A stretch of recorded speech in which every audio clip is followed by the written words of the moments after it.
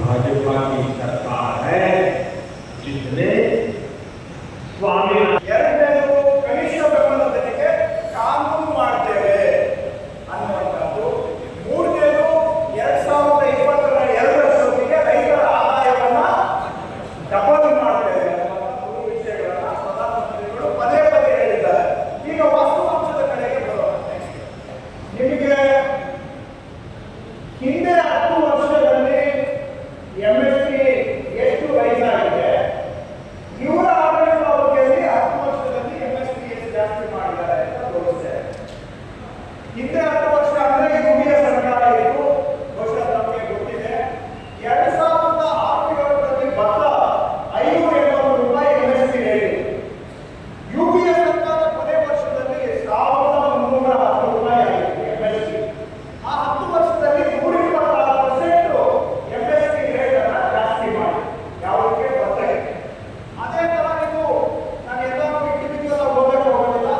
ನೀವು ಮೆಕ್ಕೆಜೋಳಕ್ಕೆ 140% ಆ 10 ವರ್ಷ UPA 10 ವರ್ಷ, ತೊಗರಿಗೆ 4%, ರಾಗಿಗೆ 178%, ಹೆಸರಿಗೆ 196%, ಹತ್ತಿ 109%, ಬಿಳಿಜೋಳ 178%, ಶೇಂಗಾ 160%. ಯಾವುದು ಇವೆಲ್ಲ ಸರಾಸರಿ 150ರಿಂದ 200%.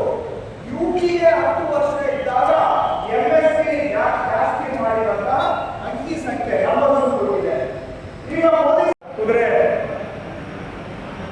ಏರಕ್ಕೂ ಆಗದೆ ಓಡಿಸಕ್ಕೂ ಆಗದೆ ಅದು ಸರಿ ಇಲ್ಲ ಇದು ಸರಿ ಇಲ್ಲ ಅಂತ ಹೇಳಿದ್ರು ಅಂತ ಹೇಳ್ತಾರಲ್ಲ, ಹಂಗೆ ಕೈಯಲ್ಲಿ ಇದ್ದಾಗ ಮಾಡ್ಬೇಕಷ್ಟೇ. ನಾಳೆ ಬಾ ಅಂತ ಹೇಳಿದ್ರೆ ನಾಳೆ ಯಾವತ್ತೂ ಬರೋದಿಲ್ಲ. ನಾಳೆ ಮತ್ತೆ ನಾಳೆ ಆಗ್ತದೆ ಬಿಟ್ಟರೆ ನಾಳೆ ಇವತ್ತಾಗೋದಿಲ್ಲ. ಇವತ್ತು ನಿಮ್ಮ ಕೈಯಲ್ಲಿ ಪ್ರಭಾವ ಇದೆ.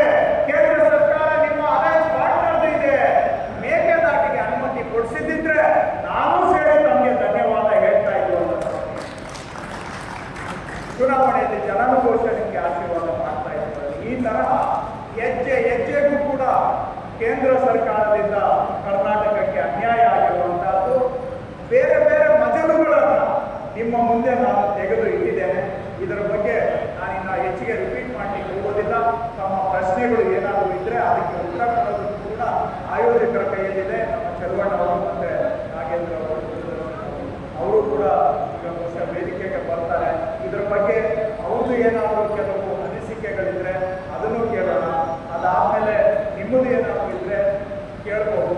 ನಾನು ಲಾಸ್ಟಲ್ಲಿ ಇಷ್ಟೇ ಹೇಳ್ತೇನೆ, ರಾಜಕೀಯ ಹೊಟ್ಟೆಪಾಡಿನ ವಿಷಯಗಳ ಮೇಲೆ ನಡೆಯಬೇಕು, ಜೀವನದ ನಿಜವಾದ ವಿಷಯಗಳ ಮೇಲೆ ನಡೆಯಬೇಕು. ಮೋಸ ಮಾಡಿ ಅನ್ಯಾಯ ಮಾಡಿ ನಮ್ಮ ದುಡಿಮೆಯನ್ನ ಕಿತ್ಕೊಂಡು ನಮ್ಮ ಬೆವರಿನಿಂದ ಲಾಭ ಪಡ್ಕೊಂಡು ನಮ್ಮನ್ನೇ ಯಾಮಾರಿಸಿ ನಮ್ಮನ್ನ ಹಳ್ಳಕ್ಕೆ ತಳ್ಳುವಂತಹದ್ದು ಧರ್ಮ ಅಲ್ಲ, ಅಧರ್ಮ ಆಗುತ್ತೆ.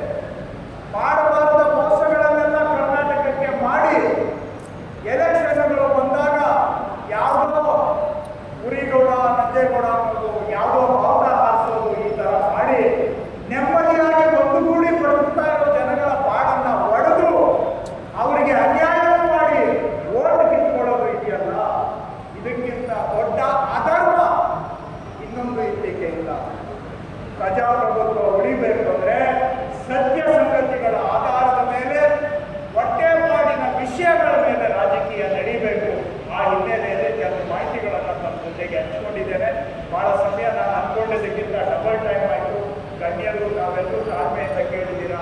ನಮ್ಮ ತಾಳ್ಮೆಗಾಗಿ ನನ್ನ ನಿಮಗೆ ವಾಸ್ತವಾದ ಸತ್ಯ ಗೊತ್ತಾಗಬೇಕಿದ್ರೆ ಸುಳ್ಳೇಳೋದ್ರೆ ಒಪ್ಪಬೇಕಾದಂಥ ಅನಿವಾರ್ಯ ಪರಿಸ್ಥಿತಿ ನಿಮಗೂ ಎದುರಾಗುತ್ತೆ.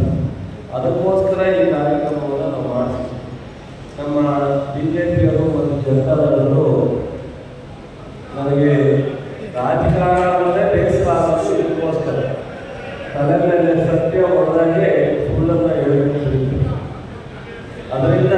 ಈ ಕಾರ್ಯಕ್ರಮವನ್ನು ಇವತ್ತು ಆಯೋಜಿಸುವಂಥ ಅನಿವಾರ್ಯ ಪರಿಸ್ಥಿತಿ ನಮ್ಮ ಮುಂದೆ ಬಂದಿತ್ತು. ಅದರಿಂದ ನಾವೆಲ್ಲರೂ ಭಾಳ ತಾಳ್ಮೆಯಿಂದ ಕೇಳಿದ್ದೀರ, ಭಾಳ ಪ್ರಿಪೇರ್ ಆಗಿ ಮೊನ್ನೆ ಬೆಂಗಳೂರಿನಲ್ಲಿ ಸುದೀಪ್ ಕಾಲ್ ಮಾಡಿದರೆ ಇನ್ನೇನು ಮಾಡಿದರೆ ಇದು ಪೂರಕವಾಗಿ ನಮ್ಮ ಈದಾನ ವಾಸ್ತು ಮತ್ತು ದಸರಾ ಸಹಿತ ಸಹ ಇದನ್ನು ಕಾರ್ಯಕ್ರಮಕ್ಕೆ ಕಾರಣರು ಮತ್ತು ನಮ್ಮ ವೇದಿಕೆಯಲ್ಲಿರ್ತಕ್ಕಂಥ ಆನಂದವರು, ನಮ್ಮ ಕುಮಾರವರು ಮತ್ತು ನಮ್ಮ ಕೆರಗೋಡು ಪ್ರಸಾದವರು, ನಮ್ಮ ಶಾಸಕರಾದ ರೈತಸಂಘದ ದರ್ಶನ್ ಅವರು, ನಮ್ಮ ರವಿಕುಮಾರ್ ಅವರು ಮತ್ತು ನಮ್ಮ ಗಣೇಶ್ ಎಲ್ಲ ಮಾಧ್ಯಮಗಳು, ರೈತ ಪತ್ರಿಕೆಗಳು ಸೇರಿದ್ದಾರೆ. ನಾನು ಹೆಚ್ಚಿಗೆ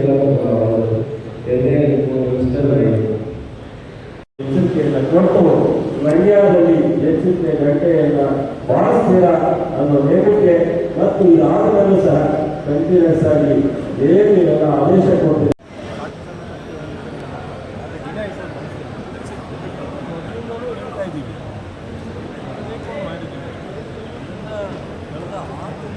ಸತತವಾಗಿ ಈ ಪ್ರಯತ್ನ ನಡೀತಾ ಇದೆ. ಸೊ ಹೋರಾಟ ನಡೀತಾ ಇದೆ, ಜನರಿಗೆ ತಿಳಿಸುವಂಥ ಪ್ರಯತ್ನ ಮಂಡ್ಯದಲ್ಲಿ ಹೊಸದಿಲ್ಲ ಅನಿಸುತ್ತೆ, ಇಡೀ ರಾಜ್ಯ ತಿಳಿಸುವಂಥ ಪ್ರಯತ್ನ.